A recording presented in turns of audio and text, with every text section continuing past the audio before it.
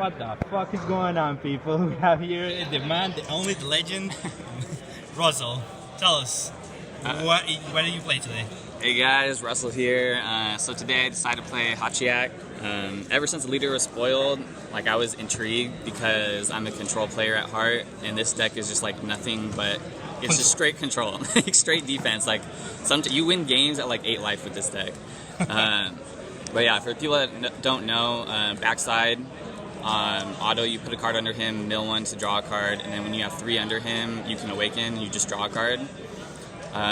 Backside just draws when he attacks and goes up to 20k, which is actually really relevant just on a lot of pressure. Yeah, 20k is kind of like just for free. You don't have any restrictions, so it's really good. And both front and backside, if your opponent attacks with a battle card, then they can't attack with 7 drops or less for the rest of the turn unless it's the same card. So he just... It's a Nimbus on the card. Yeah, Nimbus is crazy. So going into the main deck, start things off, I ran 3 of the 1-drop Lichy, and then 4 of the blocker. So this combo was just like really good, like all day, especially against really aggro decks. Like you play this guy down, you have this in hand, and then you just get to block, they KO it, then you bring this guy out, and then mill 2. Yeah, and the mill 2 is actually super relevant. If you don't see Dark Planet, this card is like your mill in the deck. So this like stops a lot of attacks, especially against like Baby. It's just a lot of pressure that you get in the gate. And then going into like the Ghost Warriors, Hatchhyack stuff, for these guys, he's not a Ghost Warrior, which kind of sucks, but he's the main one that goes into your 5-drop, which is one of your win conditions, so that's why you have to max out on him, because you can't search it off a planet. And he plays around counter spells really well, right? Yeah, he does. Like, all these guys play around counter spells pretty well, especially if you're at 5 energy. You can play this, and people like Vegeta curl it, and then you just like play the 5-drop, yeah. And then 1 Turtles. Dave Fujimura told me to put this in my deck. I never activated his ability once all tournament. I would 100% take him out.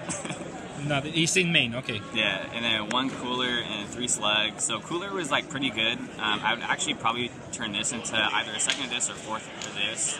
Probably a 2nd of this, just because like if it's in life and you need it, you can still grab it. So that's this package right here. Ghost Warriors. And then I ran a Keiku package of 3 4-stars and 4 Keikus. I've been running this ever since Toa. It's like one of my favorite packages. Yeah, at this point it's just like a staple for black decks, right? I think so. I think you need to. It just like it makes your hand big against like decks like Toa. It negates their mirrors, not negates, but it makes their mirrors less like valuable. Yeah, it helps with the trying to win the game at 8 life. And this is literally what lets you win at 8 life. And then we got the 4 big boys. This card's busted. It's dual attack 25k. It gets around the leader because it's an 8-drop. So you can still attack with the little dude and then attack twice with this guy. And then you get to shuffle 3 black cards that are 3 to 7 back, or put them on the bottom of your deck, and then warp a guy ignoring barrier, which is like insane. Yeah, the only reliable answer that I can see is like UI Goku. Oh yeah, UI is the only thing that like slows it down. Yeah. Then we have the 3 Dark Planet. This is another card that is nice to open with. Typically I don't play this turn 1. I play like 1-drops turn 1, and then I'll play this turn 2 if I'm playing against like aggro. If I'm not playing against aggro, you can slam this turn 1. The mill is like the most relevant part about this thing, because you want to mill every single turn. Yeah, you set up the Ghost Warriors every turn. Against Janemba, don't play this. Yeah, you take it out. Slide it out. Automatically take it out. 2 of the Goku negates. This guy's just really good. You want a lot of negates, especially against Baby. When they go into like the 5-drop and try and do the activate battle, just negate the leader swings, and then they have to swing with the battle card, and then their activate battle is just pointless at that. Especially good with the Power Burst. Oh yeah, Power Burst turns into two negates if you have this in drop or warp. Yeah. 1 of Remote Serious Bomb. How relevant was this card? Like I didn't draw it too much, but it was just kind of like a flex spot, and I was like, I just need another good black card, and it's a good black card. Against like Brawly, you can like bait out a turn 2 ape and then just like warp it. Well, for what I've seen, the deck struggles a lot against like secret rares. Yeah. Like if they drop a big secret, you cannot like answer on spot or something. Yeah. If you don't have like Slug or the 5-drop out, this is another good one. Against Baby, if they just try to go tall early, this answers it too. 2 of this guy. This guy's broken. Should have played more? I don't know, maybe. It's so good because especially a lot of your blockers are really small. So against like Baby, they like -5 to something, and then you're just like, okay, bring this out. Another blocker. And another blocker. And a lot of times that just like turns their turn off. So this guy is like, he's very good. Another weird one of I put in the deck, it actually won me a game against Toa because I was able to get rid of a time regulator on turn 2 with his activate main, and then he didn't get another time regulator. But I never actually like summoned him for 4, I don't think, the entire tournament. But he was alright. Like, I might take him out for something else later on. Could be on the sideboard, maybe? Yeah. And then just like... You walk away with our iPad. Please bring that back. One of the best negates in the game, Power Burst, like I said, with the 1-drop Goku, just turns into 2 negates. Even if you don't have the you're gonna get the negate, you can get another 5k, which becomes basically free. You can grab back Litchi, the 1-drop, play it if you have 3-drop in hand. It's just like more. It's about the best negates that we have. And then our like main win con, Demigra is how you don't go into time. You play this dude and then you can win fast. And then we play the one of Power Overseen Time Trunks, just because it's the second copy of Demigra. Do you feel like it should be more of the time regulator? I don't know, like maybe, but like it feels bad when you have to do this. Obviously you run it so that you can do this, but a lot of times this is just dead. Especially if you don't mill this guy. Yeah, and you want to keep like the jar like clean so you can like bring back stuff. Yeah, I just want more like efficient cards. But it was good for me all weekend.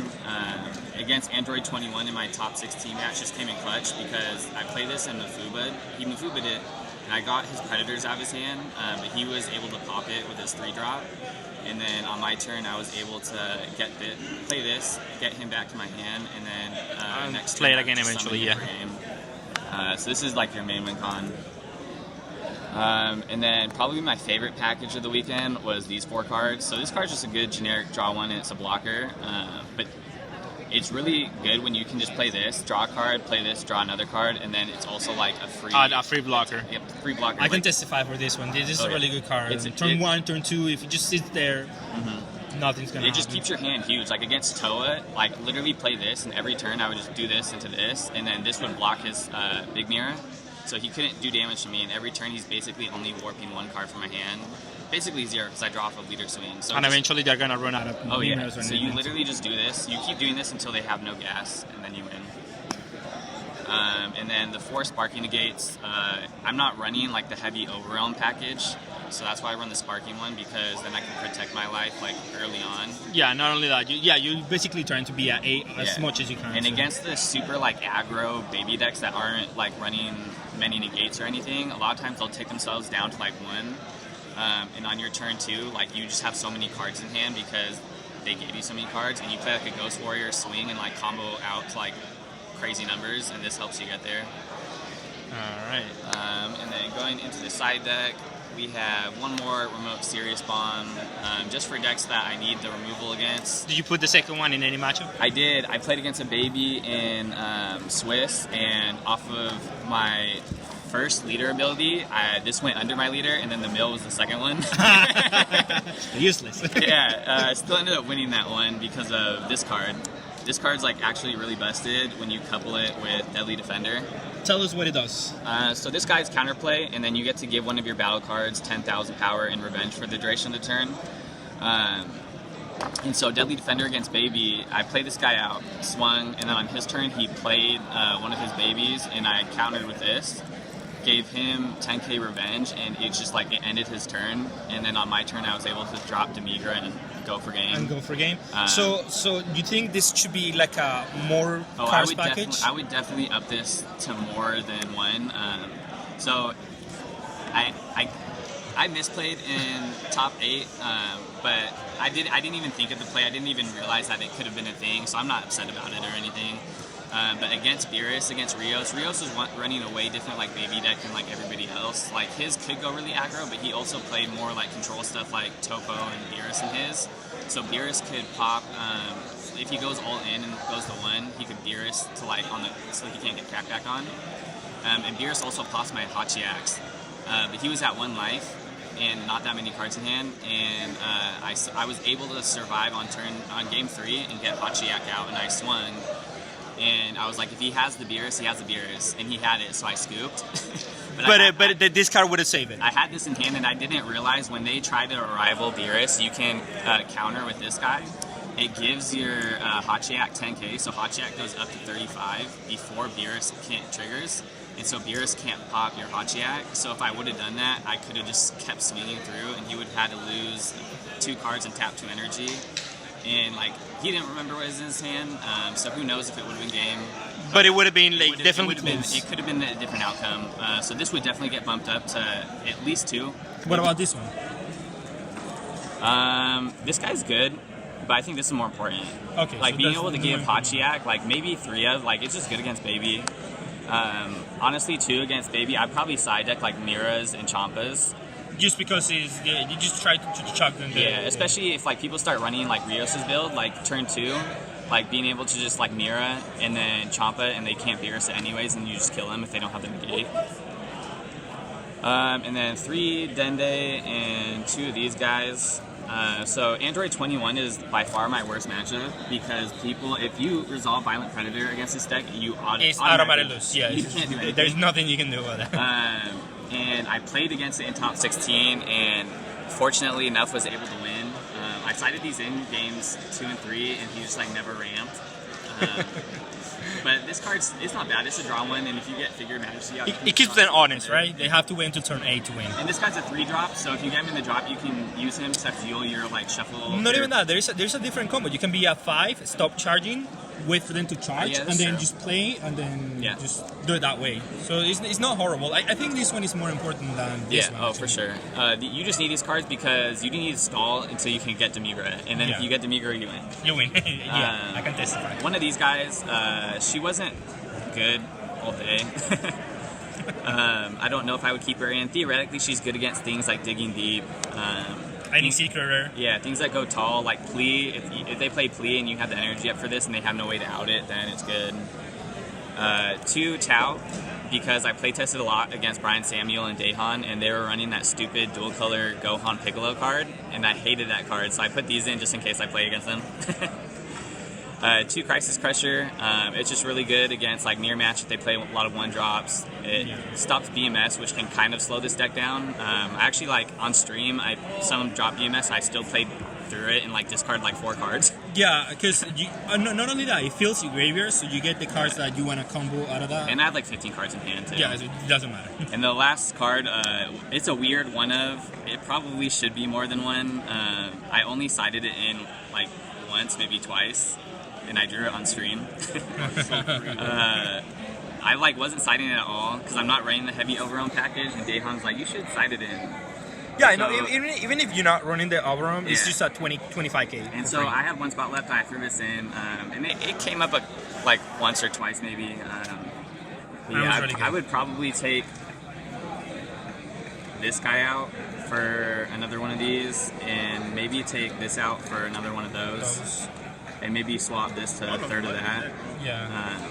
But overall, it was. I mean, the You deck run was really through, yeah. solid. Like, great matches all weekend.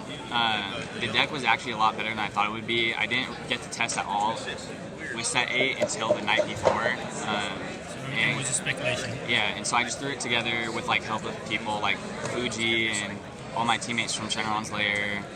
And it performed a lot better than I thought it would. Like honestly, it just like I felt like I couldn't lose like all weekend. You're just like super safe, and like once you like learn how to play the deck properly, like going into time was kind of an issue the first couple rounds, and then it was like the last 5 rounds I don't think I ever went to time. So yeah, no, I like it's a lot of fun. I really like playing control decks, and if you like to win at 8 life, then This is the deck for you. But yeah, that's it. All right. Use this as a scale. This guy has the scale for the baby Vegeta. This is what counters it. My boy right here found it. I'm not gonna lie. That's the deck. That's the leader that literally says, "Hey, slow down." I'm not gonna lie to It you. is, yeah. Use this as a scale, guys. Like Russell is on this stuff. Just adjust the ratios to your liking and do what you gotta do. Yeah, the deck's not perfect. Like whatever you're comfortable with, like play around with it. Like there's a lot of different ways to build this leader. So I think like this leader's just only gonna get better as like the format progresses. Especially more Vegeta or baby Vegetas. It's gonna get a lot better. Like, a lot. All right. Thank you so much. All right, thank you. Signing out.